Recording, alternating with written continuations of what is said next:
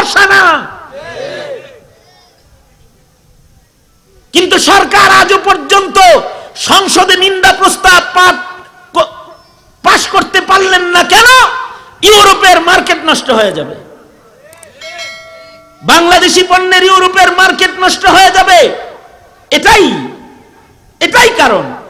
আমরা বলি আমরা দরকার হয় এক বেলা খাবো, দরকার হয় না খেয়ে থাকবো, দরকার হয় এক কাপড় পরবো। আমরা দারিদ্রতার কষ্ট মেনে নিতে পারবো, পেটের কষ্ট মেনে নিতে পারবো, কিন্তু ইমানের কষ্ট তো আমরা মানতে পারি না। কারণ আমাদের ভরসা কার উপরে? এটা প্রকৃত মুমিনের সিফাত। এ কারণে আমরা সরকারকে বলি, দ্রুত সংসদে নিন্দা প্রস্তাব পাশ করুন, নিন্দা প্রস্তাব পাশ করুন, নিন্দা জানান ফ্রান্সকে, নিন্দা জানান 70। আর যদি 17 কোটি মুসলমানের ভোটের সরকার দিয়ে সংসদে নিন্দা প্রস্তাব যদি পাশ করা নাই হয়, তাইলে এমন সংসদ ভেঙে দেন। 17 কোটি মুসলমান এমন নামধারী ইমানদার সংসদে পাঠায় নাই তারা।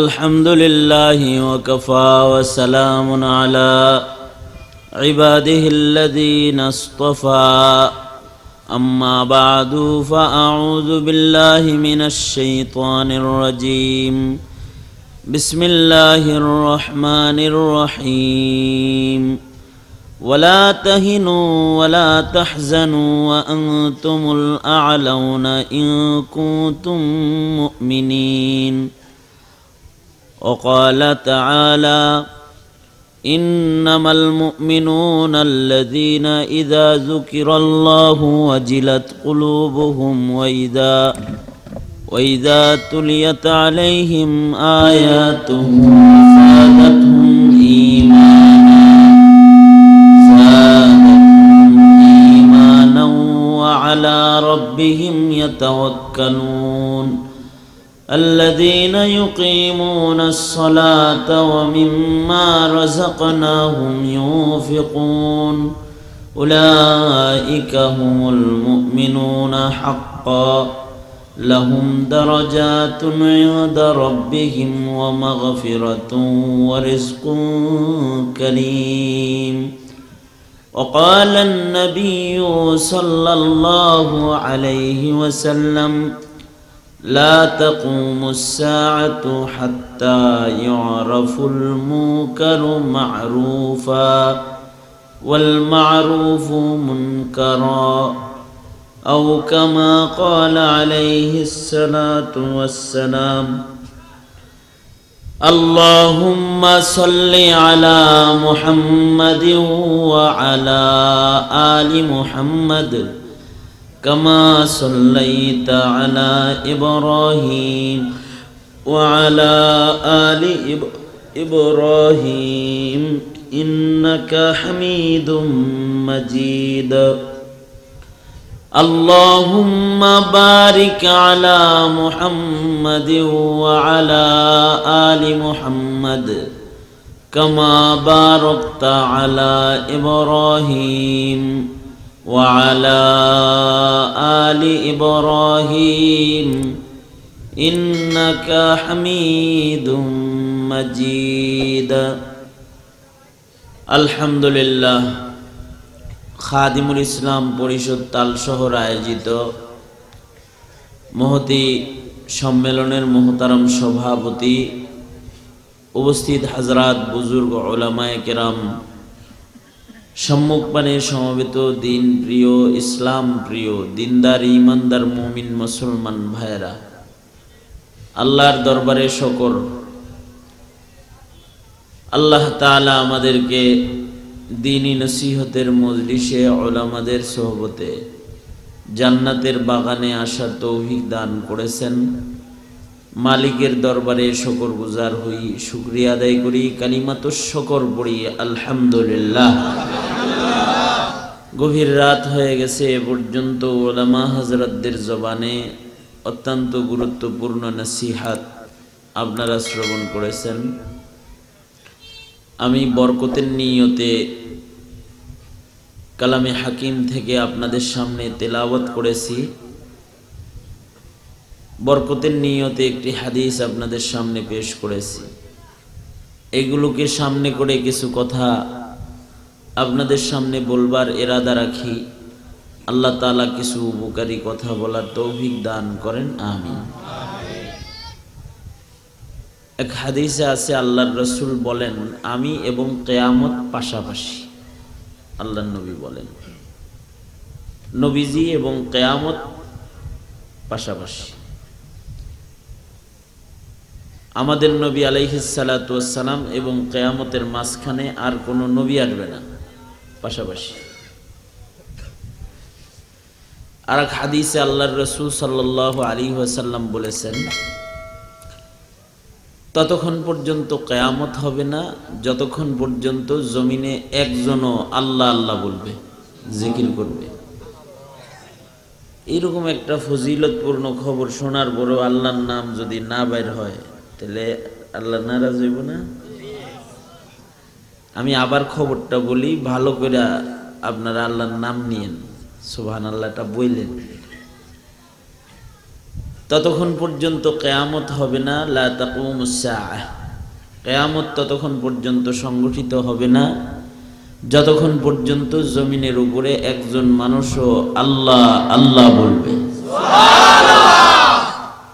আল্লাহর নামের জিকিরকারী যতক্ষণ থাকবে ততক্ষণ কি হবে না? আরেকটা হাদিস আমি পড়েছি আপনাদের সামনে। আল্লাহর রাসূল বলেন, ততক্ষণ পর্যন্ত কিয়ামত হবে না যতক্ষণ মানুষ ন্যায়কে ন্যায় হিসেবে চিনবে, অন্যায়কে অন্যায় হিসেবেই চিনবে। অন্যায়কে যেদিন মানুষ ন্যায় মনে করবে, ন্যায়কে যেদিন অন্যায় মনে করবে, সেদিন মনে করতে হবে কি কিয়ামত কাছে গেছে। সমাজটাই এমন যে ন্যায়কে অন্যায় মনে করে, অন্যায়কে যেন ন্যায় মনে করে। যেমন দাড়ি রাখা ন্যায় না অন্যায়? অনেকে এটাকে অন্যায় মনে করে। যেমন টুপি পড়া ন্যায় না অন্যায়? এটাকে অনেকে অন্যায় মনে করে। 5 ওয়াক্ত নামাজ পড়া ন্যায় না অন্যায়? কেমন ন্যায়? সবচেয়ে ভালো ফরজ, তাই না? উৎকৃষ্ট ফরজ। অনেকে আছে নামাজ পড়া কেউ মনে করে নিকৃষ্ট কাম, নাউজুবিল্লাহ। এরা নামাজ যদি কাউকে পড়তে দেখে তাহলে তাকে গালি দেয়। আছে না নাই? বলেন আছে না নাই? পর্দা ন্যায় না অন্যায়? এটাকে অনেকে গালি দেয়। প্রাতিষ্ঠানিকভাবে পর্দাকে নিষিদ্ধ করার চক্রান্ত চলছে। সুদ ঘুষ ন্যায় না অন্যায়? এইটাকে অনেকে বকশিস মনে করে, থোড়া থোড়া খাবেন, কিছু কিছু খাবেন, এরকম বলে। অর্থাৎ ন্যায়কে ন্যায় মনে করতে হবে, অন্যায়কে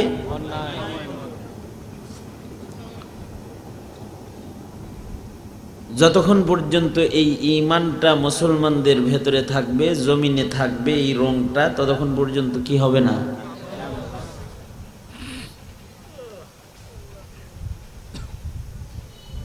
কিয়ামত মনে মনে ভাবতে পারেন যে কিয়ামত ঠেকানোর দায়িত্ব কি আমার নাকি? মনে মনে ভাবতে পারেন। আচ্ছা বলুন তো, কিয়ামত কাছে আইলে সুবিধা না দূরে থাকলে সুবিধা? কিয়ামত দূরে থাকলেই তো সুবিধা। আর এক হাদিসে আছে, আল্লাহর রাসূল বলেন, কিয়ামত যখন খুব কাছে আসবে তখন ঈমান নিয়ে বেঁচে থাকা মুশকিল হয়ে যাবে। আল্লাহর রাসূল সাল্লাল্লাহু আলাইহি ওয়াসাল্লাম উপমা দিয়া বলছেন হাতের তালুতে আগুনের কয়লা রাখা যেমন অঙ্গার, আগুনের একটা অঙ্গরা হাতের তালুতে রাখা যেমন কঠিন, এমন একটা সমাজ আসবে যে সময়ে ঈমান সিনায় রাখা কঠিন হয়ে যাবে। যদি ওই সময়টা আমাদের সামনে আসে তাহলে এটা কি আমাদের জন্য সুখকর না দুঃখকর? তাহলে কিয়ামত কাছে আসলে সুবিধা না দূরে গেলে সুবিধা? হ্যাঁ, তাইলে কিয়ামত যেন দূরে চলে যায়। আপনাদের কি হয়েছে?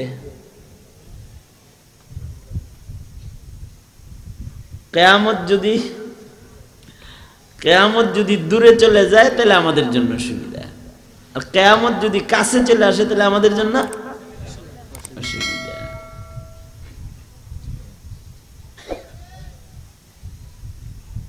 এই কারণে এমন কাজ জমিনে হইতে দেওয়া যাবে না যে কিয়ামত কাছায় আসে। কিয়ামতের পূর্ব মুহূর্তে বাইতুল্লাহর উপরে আক্রমণ হবে, বাইতুল্লাহর আজমত নষ্ট হবে, হইতেছে না এখন? তাহলে বুঝা যায় কি কিয়ামত কাছে এসে পড়তেছে। কিয়ামতের পূর্ব মুহূর্তে নবী আলাইহিস সালামের ইজ্জতের উপরে আক্রমণ হবে। ভণ্ড নবীরা নবুয়তের দাবিদার হয়ে নবীর ইজ্জতে আক্রমণ করতেছে। সর্বোপরি এমন একটা সময় এখন চলতেছে যে এই সময়ে কিন্তু ঈমান বাঁচানো কঠিন হয়ে গেছে। ঈমান বাঁচানো কঠিন হয়ে গেছে না? ঈমানটা যার বাঁচানোর ফিকিরই নাই তার কি দশা হবে? মনে করেন সে ঈমানটাকে কিছু মনেই করতেছে না, তার ঈমান রক্ষা করা দরকার, এটা এই ফিকিরই তার ভেতরে নাই। যখন নবী আলাইহিস সালাতু ওয়াস সালামের ইজ্জতের উপরে ফ্রান্স আক্রমণ করছে, এই যে আরেকটা দিলেন আপনি, ডিস্টার্ব দেন কে? সরান এটা। কত রেকর্ড করতেছে আপনি, আবার এদের আবার এনে দিয়ে থুইছেন, লাইভ দিছে। হে,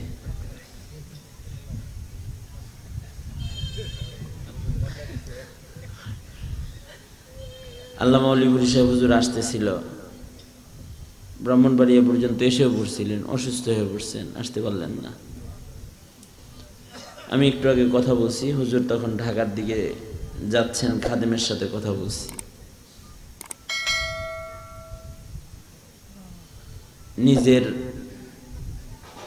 এই যে তারপরেও যে মাহফিলটা হইতেছে, অথবা আমি যে এখানে আসছি, অসুস্থ হয়ে গেলে কি করব?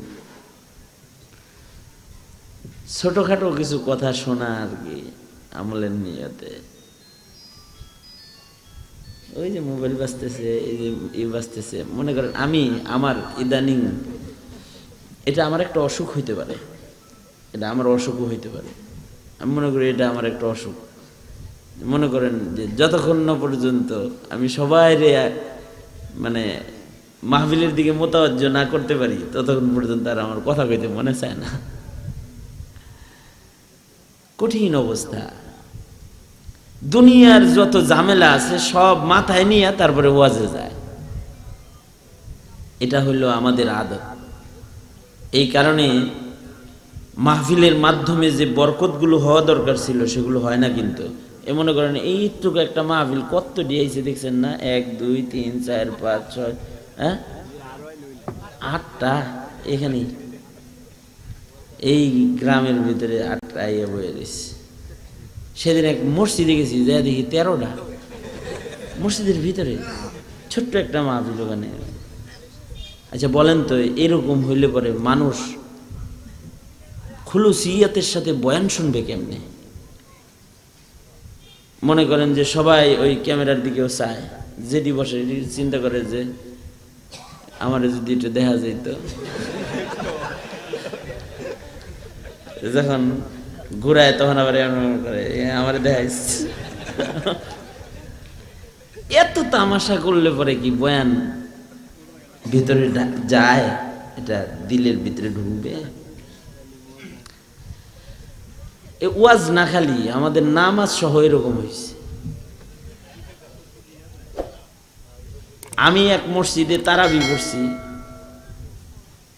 মসজিদের ইমাম সাহেব নিজেই লাইভ দিয়া তারপরে তারাবি পড়াইতেছে,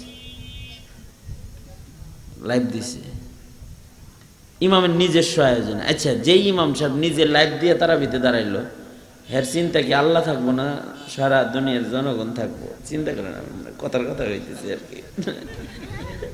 হ্যাঁ, তখন সে চিন্তা করবো যে আমার সারা দুনিয়া দেখতেছে, কতক্ষণ পড়বো রুমাল টান দিব, ক্যাতকেতে হয়ে পড়বো। এই যে খুলুসিয়াত গেল কিনা, সামান্য সময়ের জন্য একটু খালি হইব, এই কথাটা আমি এই যে সন্ধ্যার পরে যে মাহফিলে গেছিলাম ওখানেও বলছি, যে কিছু সময়ের জন্য কি একটু খালি হন যায় না আল্লাহর লেগে? মনে করেন ওয়াজে বসছেন, এখনো যদি, আরে আওয়াজ কমান, ওয়াজে বসছেন, এখনো যদি কিছু সময় খালি না হইতে পারেন, ফ্রি, অন্য কোনো ধান্দা নাই, একটু আল্লাহ আল্লাহর রসুলের কথা শুনি, যেটাকে বলা হয় একাগ্রতা, এটা যদি না আসে, তাহলে এইটা দিয়ে জান্নাত পাবো কেমনে?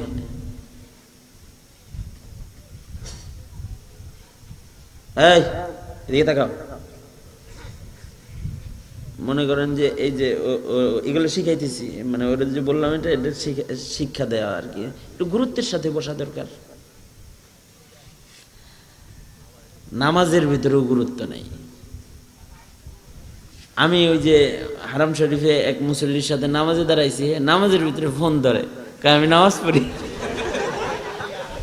চিন্তা করছেন, নামাজের ভিতরে। চাচা তো মানে চাচা নতুন হজে গেছে গ্রামের থেকে, মনে হয় ছেলে বিদেশ থাকে, নিয়ে গেছে, বাপেরে পোলারা হজে নেয় না, হজে নিছে।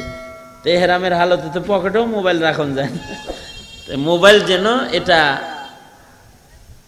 হারায় না যায়, এই জন্য ফিতা বানায়া, এই যে মোবাইলে তো এই যে ফিতা ফুতা ইয়ের সিস্টেম আছে, এই যে এরকম এই কোনা দিয়ে ফিতা দিয়ে এমনি করে গলায় মোবাইলটা এমনি ঝুলবার লাগছে। তা যখনই রিং আসে নামাজের ভিতরে এরকম মোবাইল দেখে, কারণ রিং এটা তো বুকেই আছে, এটা দেখতেছে এমনি। কতক্ষণ পরে তো দেখি যে ধৈরেই বইল, নামাজের 2 নম্বর রাকাত চলতেছে, হে কয় আমি নামাজ পড়তেছি, পরে কথা কর, এখানে ধরলই কথাই কইল। আচ্ছা, এর পিছনে এর পাশে যে নামাজে খারাইছে, হ্যাঁ নামাজের অবস্থাটা কি চিন্তা করেন তো? হ্যাঁ, এর নামাজ আছে? আর মনে করেন আমি এর পাশে আছি, আমার দশাটা কি? কোন রকম নামাজ শেষ করে চাচার এগুলো, ও চাচা করলেন কি এটা? আপনার নামাজ হইছে? এই যে আপনি যে কইলেন নামাজে আছি, পরে কথা ক। আস্তাগফিরুল্লাহ, আস্তাগফিরুল্লাহ। তওয়াফ করতেছে, তওয়াফ তখনও লাইভ চলে, আর লাইভে দেখায় যে আমি তওয়াফ করতেছি। রওজা জিয়ারতে গেছে, তখনও লাইভ। আচ্ছা বলেন তো, এ কোনো মোহাব্বত আইব?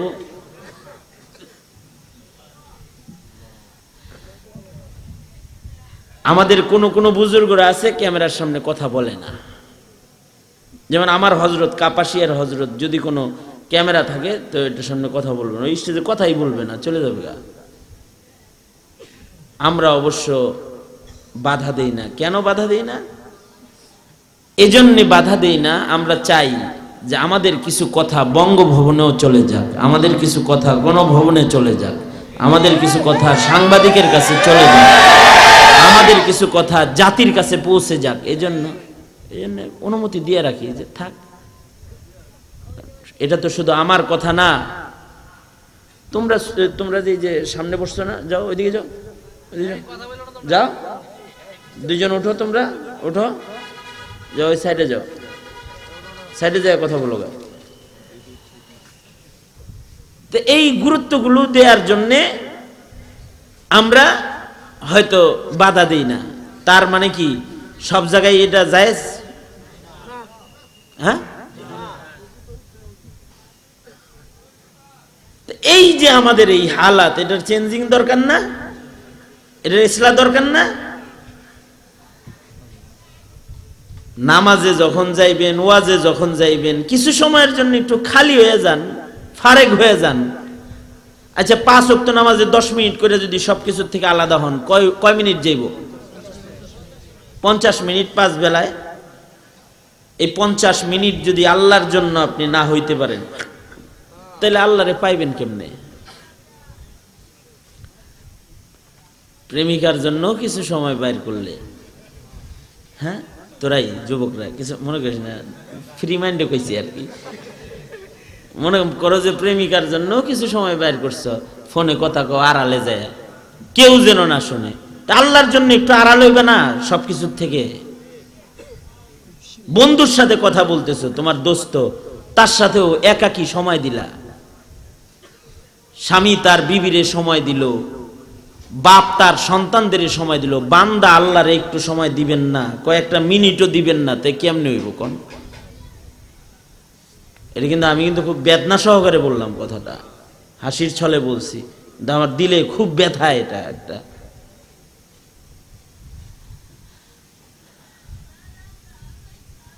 কোন নবী নবুয়ত পায় নাই একাকিত্বের সাধনা না কইরা। যেমন আমাদের নবী আলাইহিস সালাতু ওয়াস সালাম হেরা পর্বতের গুহায় ধ্যান করছেন, তার মানে সারা দুনিয়ার থেকে আলো হয়ে একটু আল্লাহর সাথে কথোপকথন। যতক্ষণ পর্যন্ত কোনো মানুষ নিজেকে এতটুকুন খালি না করতে পারে, ততক্ষণ পর্যন্ত তার ঈমান কামেল হয় না, তার ইবাদতের ভেতরে মুহাব্বত পয়দা হয় না, কোনো ইবাদতে মুহাব্বত পয়দা হবে না। যাই হোক, যেটা বলতেছিলাম, যতক্ষণ পর্যন্ত ন্যায়কে ন্যায়, অন্যায়কে অন্যায় মানুষ মনে করবে, ততক্ষণ পর্যন্ত কিয়ামত হবে না। কিন্তু যখন অন্যায় কেউ মানুষ অন্যায় মনে করবে না, নেকির কাজকে নেকির কাজ মনে করবে না, তখন কিন্তু কিয়ামত হয়ে যাবে।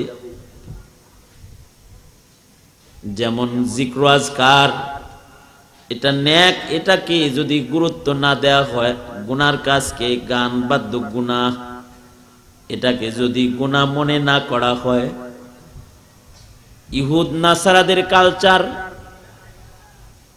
আল্লাহর কাছে অপছন্দের, এটাকে যদি আমার কাছে অপছন্দের মনে না হয়,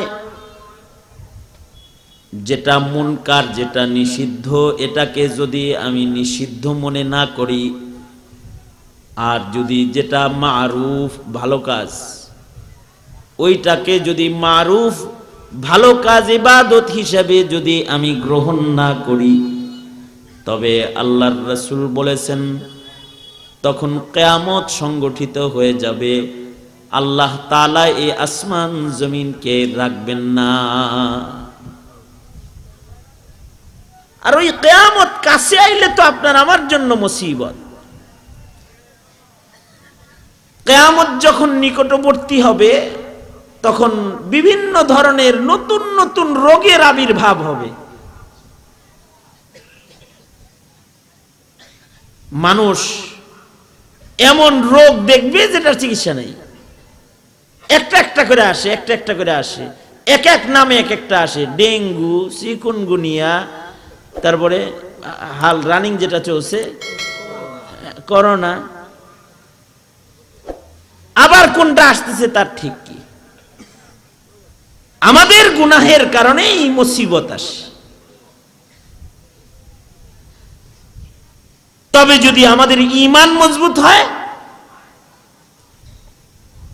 তবে আল্লাহ তাআলা আমাদেরকে দুনিয়াতেও আল্লাহ তাআলা বিজয় দিবেন, আখিরাতেও আল্লাহ তাআলা আমাদেরকে নাজাত দান করবেন। আমাদের এই ঈমানি দুর্বলতার কারণে আমরা 200 কোটি মুসলমান মিলে এখনো পর্যন্ত ফ্রান্সকে নত করতে পারলাম না। এটা কিন্তু আমাদের ঈমানি দুর্বলতা, আমাদের দুর্বলতার কারণে। অথচ সংখ্যা আমাদের কম না, সংখ্যা কিন্তু আমাদের অনেক। বাংলাদেশে হিন্দু বৌদ্ধ খ্রিস্টানরা একত্রিত হয়ে মুসলমানদের বিরুদ্ধে মিছিল করে। হিন্দুরা মশাল মিছিল করলো, মুসলমানদেরকে ওরা এই দেশ থেকে তাড়ায় দিবার চায়। মুসলমানের পার্সেন্ট কত আর হিন্দুর পার্সেন্ট কত? আমরা যেখানে শতকরা 95% মুসলমান, সেখানে 5% কাফেরের যেন আমরা গোলামে পরিণত হয়েছি, এমন একটা ভাব। ওরা আমাদেরকে ধমকি দেয়, আমরা ওদেরকে কিছু বলতেও পারি না। আমাদের 90% মুসলমানদের দেশে নাস্তিক মুরতাদের যত কদর আছে, মুসলমানের অতটুকু ইজ্জত নাই। ঠিক না বে ঠিক? কথা বলেন না, তাই না বিষয়টা? এই যে সারা বাংলাদেশের মুসলমান চিল্লাইলো জিয়াউল হাসানের বিরুদ্ধে, কম চিল্লাইছে? ওর একটা পশমও নড়ে নাই এখনো। এই দুর্বলতা কি আমাদের সংখ্যার দুর্বলতা নাকি ইমানি দুর্বলতা? আমাদের ইমানি দুর্বলতার কারণেই কাফের মুশরিকরা আমাদের মাথার উপরে কাঁঠাল রেখে খাইতেছে।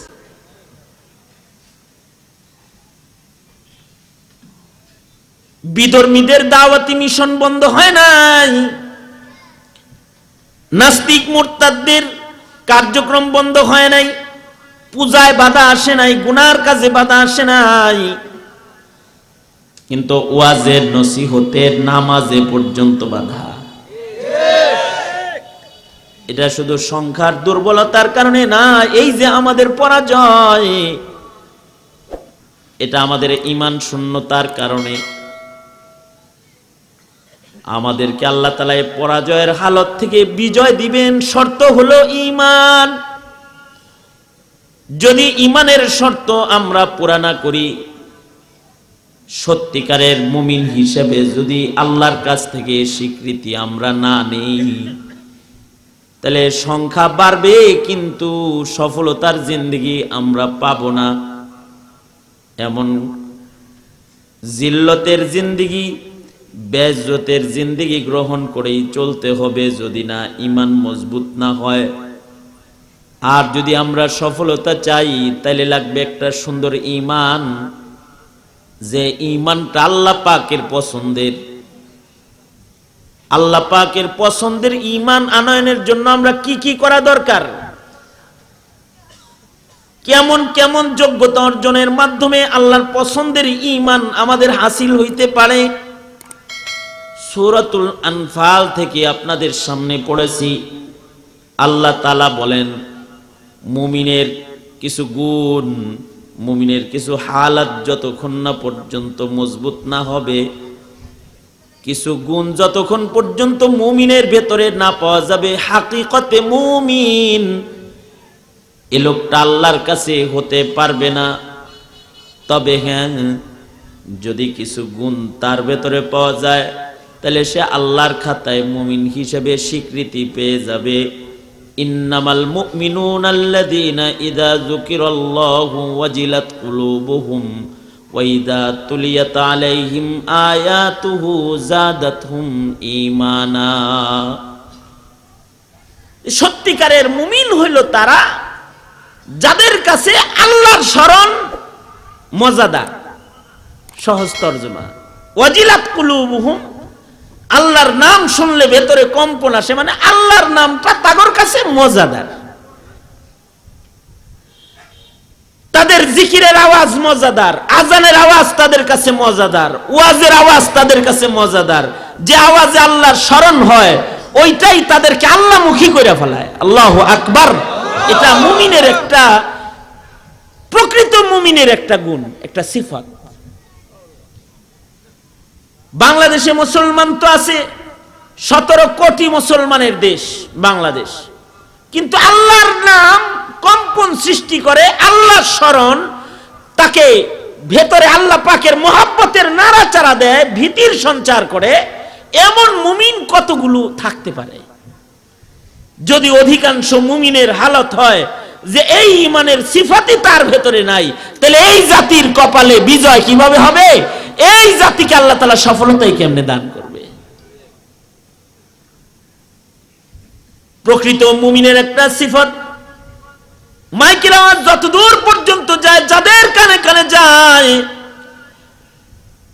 তুমি যদি মুসলমানের লুৎফা হয়ে থাকো, তুমি যদি প্রকৃতই মুসলমান হতে চাও, তোমার নামটা যদি আসমানে মুমিনের খাতায় তুমি নিতে চাও,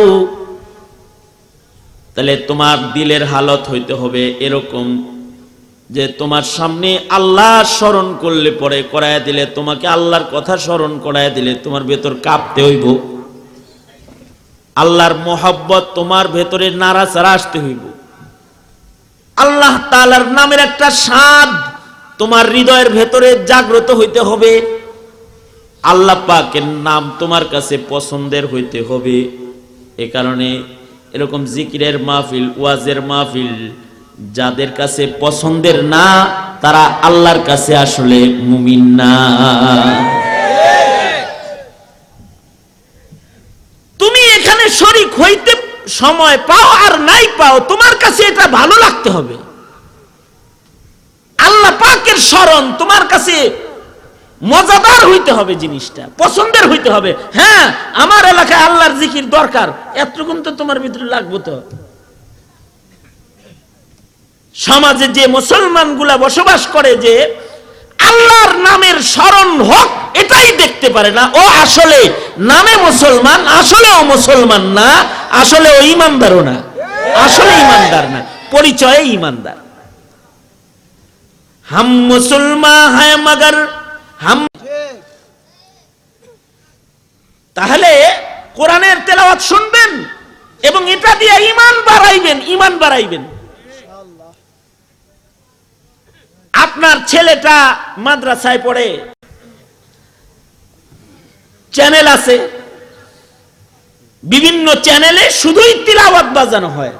যেমন আরবে এমন চ্যানেল আছে যে চ্যানেলগুলোতে শুধু তিলাওয়াত বাজে, 24 ঘন্টা তিলাওয়াত বাজতে থাকবে। কেন এই আয়োজন? যে যারা কোরআন শুনে ঈমান বাড়াইতে চায়, তারা যেন কোরআন শুনতে পারে। সুবহানাল্লাহ, এ শুধু তিলাওয়াত শুনবে।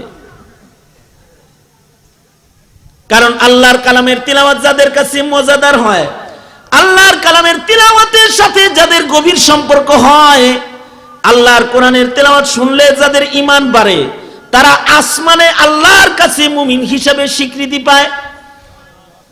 এ কারণে প্রত্যেকেই আল্লাহর কালামের সাথে সম্পর্ক করবেন, কোরআনের সাথে সম্পর্ক না করলে ঈমান মজবুত হয় না। কোরআনের 4টা হক আছে। 1 নাম্বার হক হলো কোরআনকে সবচেয়ে বেশি ইজ্জত করা, কোরআনকে সম্মান করা। 2 নাম্বার হক কোরআনে কারীমকে সবচেয়ে বেশি মুহাব্বত করা। 3 নাম্বার হক কোরআন শরীফকে বিশুদ্ধ করে তিলাওয়াত করা। 4 নাম্বার হক হলো কোরআন শরীফের ভেতরে যে আদেশগুলো আছে ওগুলো মানা, কোরআন শরীফে যে নিষেধগুলো আছে তার থেকে নিজেকে বিরত রাখা। এই 4 হক যারা আদায় করবে, আশা করা যায় আল্লাহর কোরআন তাদেরকে শাফাআত করবে, কোরআনের শাফাআত নসিব হবে। তাহলে এইটা আরেকটা গুণ। মুমিন, প্রকৃত মুমিনের আরেকটা গুণ হলো আল্লাযীনা ইউকিমুনাস সালাহ। নামাজ যে পড়ে না সে আসলে মুমিনই না। যে ইচ্ছাকৃত নামাজ ছেড়ে দেয় সে তো কুফরি করলো। মান তারাকা সালাতান মুতাআম্মিদান ফাকাদ কাফার। যে ইচ্ছাকৃত নামাজ পড়ে না ও কুফরিতে নিয়োজিত। আর আল্লাযীনা ইউকিমুনাস সালাহ, যারা নামাজ পড়বে, নামাজ কায়েম করবে, নামাজকে নামাজের ওয়াক্ত মতো পড়বে, নামাজকে নামাজের কাইফিয়াত মতো পড়বে, নামাজকে নামাজের মাসাইল ঠিক করে নামাজ যারা পড়বে, তারা মুমিন আসমানে।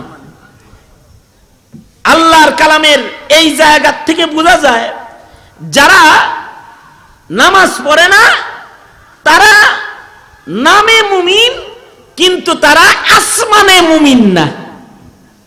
তারা কি না?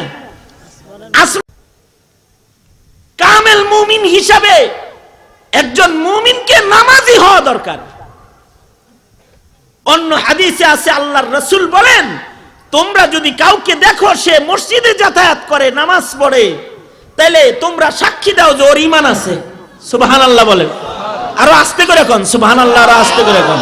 তো যুব সমাজ, তোমরা যারা ওয়াজ শোনো কিন্তু নামাজ পড়ো না, এই গ্রুপ যারা আছো, রাগ হও না, আসো না অনেকে যে এসব নামাজও পড়ো নাই কিন্তু ওয়াজ শুনতেছো, অথবা নামাজ পড়ার নিয়ত করো নাই এখনো, যে কালকের থেকে যে পড়বা এরকম নিয়ত এখনো করো নাই, কিন্তু ওয়াজ শোনো।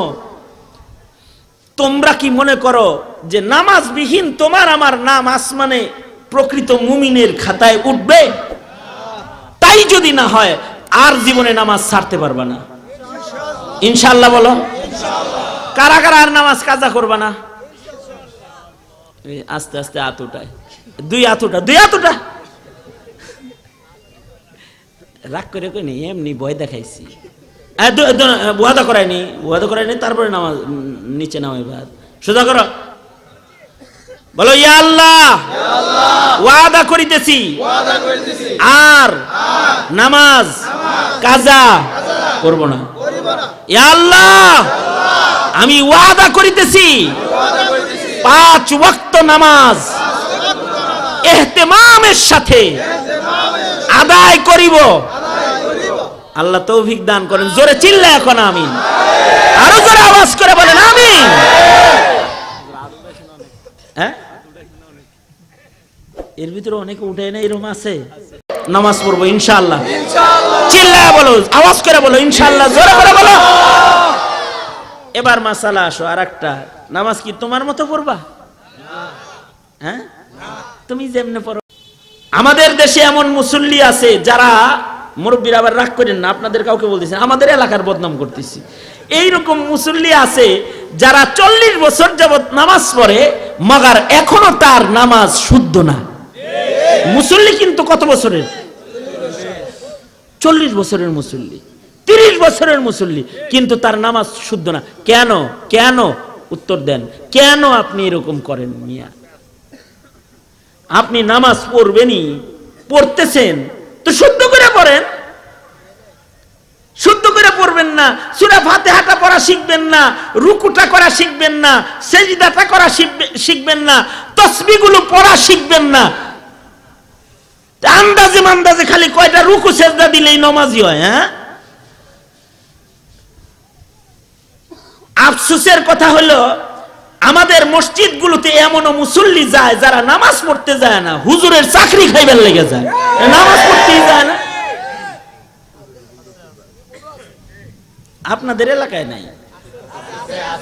মনে করেন মসজিদের সভাপতি হইবার লেগে মসজিদে যায়, সেক্রেটারি হইবার লেগে মসজিদে যায়, ক্যাশিয়ার হইবার লেগে মসজিদে যায়। পদে থাকবো আর কি একটা, এইরকম পদের নামাজ বাদ দেন, ভালো নামাজ পড়েন, ভালো নামাজ, হাকিকতে নামাজ। হাকিকতে নামাজকে যদি নামাজ বানায় পড়তেন পারেন, তাইলে আপনার নাম ইমানের লিস্টে যাবে, মুমিনের লিস্টে যাবে।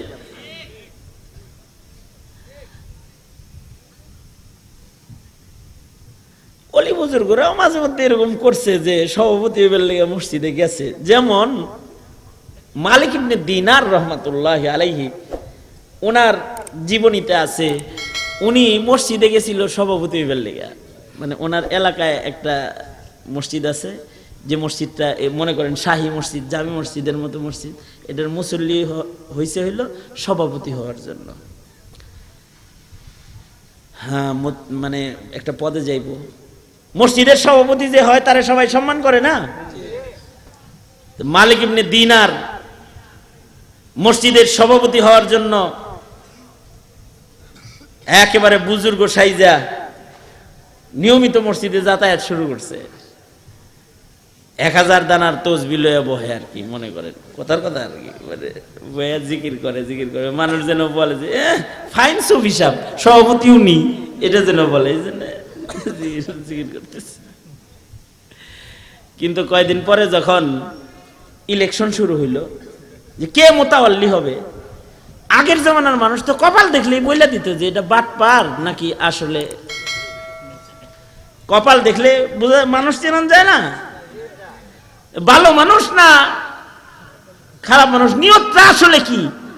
আরে আমাদের দেশে আমরা জানি যে আমাগরে এই মানে আপনাদের না আমাগর এলাকার কথা বলছি, মনে করেন আমরা জানি যে আমাদের এমপি সাহেব আজকে যে টুপিটা পড়ছে এটা ওনার নির্বাচনের টুপি, তাও কয় কি ফাইন দেখা যায়, এটা বলে, খুব প্রশংসা করে। পরে কিন্তু এমপি সাহেব যে এমপি হওয়ার পরে যে টুপি খুলছে আর মাথায় দেয় নাই। মসজিদেও গেছে, 5 ওয়াক্ত নামাজে গেছে, এরপরে আর ইমাম এমপি সাহেবকে খুঁজে পাওয়া যায় না। সালামও দিছে। আমাকে নজির আহমদ সাহেব তো আরো সুন্দর করে বলছে, ইলেকশনের আগে যত সালাম দেয় ইলেকশনের পরে পাশ করলে আর সালাম দেয় না। ইলেকশনের আগে তো সালাম দিতে দিতে মানুষরেও দেয়, গরুরেও বলে দেয়। মানে এক এমপি সাহেব ইলেকশনে দাঁড়াইছে তো নির্বাচনী ভোট চাই যে লোক দেখলেই সালাম দেয়, আসসালাম, হিন্দু নাই খ্রিস্টান নাই যা নাই না, ছেলে নাই মেয়ে নাই, আসসালাম আলাইকুম আসসালাম আলাইকুম দিতেই তাই। আবার ড্রাইভারে বলছে যে আমি যদি ঘুমায় যাই তুই হরন বাজাইস, তাহলে বুঝবো যে মানুষ আছে, সালাম দেব। ড্রাইভার তো বুদ্ধি দিছে যে হরন বাজাইতে মানুষ দেখলেই হরন বাজায়, আর হে জানালা দেখো আসসালাম আলাইকুম। হঠাৎ করে গাড়ির সামনে হইলো একটা গরু পড়ছে। গরু যখন পড়ছে তখন তো হরন, ছোটখাটো হরনের টিভিতে গরু সামনে দিয়ে সরে না, যাইতে ধরে রাখছে একেবারে গরু সরাই ফেললে। এমিয়া তো মনে করছে যে মনে হয় মানুষ বেশি আছে, জানালা দিয়ে মাথা বাইর করে আসসালাম আলাইকুম, পরে দেখেছে গরু। খুব সালাম দিছে। এই সালাম না, দেখেন না সালাম না, আর দেখেন না নামাজ না, হাকিকতে নামাজ। নামাজ পড়বো কার জন্য? জোরে কোন, আরো জোরে আওয়াজ করে কোন। গলত নামাজ আর পড়বো? হ্যাঁ হ্যাঁ, আমি যদি এখন বলি যে কারা, যদি বলি আর কি, বলবো না, যদি বলি যে কার কার নামাজ বিশুদ্ধ আছে, কে কে নামাজের ইমামতি করতে পারবেন হাত তোলেন, যদি বলি তাহলে তো অনেকে লজ্জা পাইবেন, আপনি ইমামতি করতে পারবেন না। যে ইমামতি করতে পারে না তার আসলে নিজেরও নামাজ হয় না, বুঝেন না কথাটা? যে ইমামতি করার যোগ্যতা হাসিল করে নাই তার আসলে নিজেরই নামাজ ঠিক হয় নাই। ও যদি ইমামতি না করতে পারে তাহলে তোর নামাজও হচ্ছে না।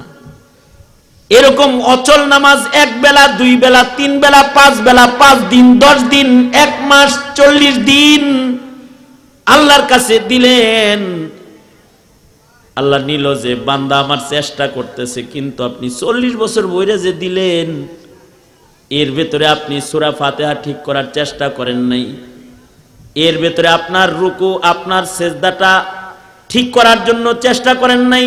আদালতে কিবরিয়াতে আল্লাহ যদি কয় এরকম লুলাতুর খুড়া কানা বুবা নামাজ কেন আনছো না, কেন আনছো আমার কাছে, কি জবাব দেওয়া হবে? আমি তো দেখি মসজিদের সংখ্যা এখন বেশি, মুসল্লির সংখ্যাও বেশি। আমার প্রশ্ন হলো তারপরেও কিয়ামত কাছে আহে কে, বালা মুসিবত বাড়ে কে? পরে চিন্তা করে দেখলাম নামাজি তো আছে, মুসল্লির সংখ্যাও আছে, কিন্তু একটা মসজিদের ভেতরে 5% মুসল্লি এমন পাওয়া মুশকিল হয়ে গেছে যে বিশুদ্ধ কায়দায় নিজের নামাজকে আদায় করতে পারে। এটা আমার একটা নরমাল জরিপ আর কি। মনে করেন যে 200 মুসল্লি মসজিদে আছে, এর ভেতরে 10 জন থাকতে পারে সে নামাজ পড়াইতে পারবে, আর বাকি যা আছে সবার নামাজ অচল নামাজ। অচল নামাজ হইলে তো মুমিনের লিস্টে নাম যাবে না, কারণ এটা ঈমানের জন্য শর্ত। তো ইন্নামাল মুমিনুনা আল্লাযীনা ইযা যুকিরাল্লাহু ওয়াজিলাত কুলুবুহুম ওয়া ইযা তুলিয়াত আলাইহিম আয়াতুহু যাদাতুহুম ঈমানা। ওয়া আলা রাব্বিহিম ইয়াতাওয়াক্কালুন। প্রকৃত মুমিনের এক নাম্বার সিফাত হলো আল্লাহর নাম শুনলে তার ভেতরে কম্পন আসতে হবে। 2 নাম্বার হলো তার সামনে কোরআন পড়া হইলে তার ঈমান বাড়তে হবে। 3 নাম্বার হলো তার তাওয়াক্কুল ভরসা একমাত্র আল্লাহর উপরে হইতে হবে। ওয়া আলা রাব্বিহিম ইয়াতাওয়াক্কালুন, তার ভরসা হবে একমাত্র কার উপরে? জোরে বলেন। পৃথিবীর কোন ধনী দেশের উপরে আমাদের ভরসা না। আমরা সরকারকে বলবো, আপনি মনে করেন না ইউরোপের উপরে আমাদের ভরসা? আমাদের ভরসা কার উপরে? আরো জোরে আওয়াজ করে বলেন, কার উপরে? এটা প্রকৃত মুমিনের গুণ হলো মুমিন ভরসা করবে কার উপরে? আল্লাহ তাআলার উপরে মুমিন ভরসাকারী হবে। আমরা কোন ধনী দেশের উপরে ভরসা করি না, আমরা ইন্ডিয়ার উপরে ভরসা করি না, আমরা আমেরিকার উপরে ভরসা করি না, ঠিক কিনা? জোরে আওয়াজ করে বলেন। সঙ্গত কারণে ফ্রান্সকে নিন্দা জানাইতে আমাদের কোনো দ্বিধা নাই। আমরা মুসলমান, আমরা ইউরোপের উপরে ভরসা করি না, ইউরোপের বাজারের উপরে আমাদের রিস্কের ভরসা না। কিন্তু সরকার আজও পর্যন্ত সংসদে নিন্দা প্রস্তাব পাশ করতে পারলেন না। কেন? ইউরোপের মার্কেট নষ্ট হয়ে যাবে, বাংলাদেশি পণ্যের ইউরোপের মার্কেট নষ্ট হয়ে যাবে। এটাই কারণ। আমরা বলি আমরা দরকার হয় এক বেলা খাবো, দরকার হয় না খেয়ে থাকবো, দরকার হয় এক কাপড় পরবো। আমরা দারিদ্রতার কষ্ট মেনে নিতে পারবো, পেটের কষ্ট মেনে নিতে পারবো, কিন্তু ইমানের কষ্ট তো আমরা মানতে পারি না। কারণ আমাদের ভরসা কার উপরে? এটা প্রকৃত মুমিনের সিফাত। এ কারণে আমরা সরকারকে বলি, দ্রুত সংসদে নিন্দা প্রস্তাব পাশ করুন, নিন্দা প্রস্তাব পাশ করুন, নিন্দা জানান ফ্রান্সকে, নিন্দা জানান 70। আর যদি 17 কোটি মুসলমানের ভোটের সরকার দিয়ে সংসদে নিন্দা প্রস্তাব যদি পাশ করা নাই হয়, তাইলে এমন সংসদ ভেঙে দেন। 17 কোটি মুসলমান এমন নামধারী ইমানদার সংসদকে সংসদে পাঠায় নাই তারা।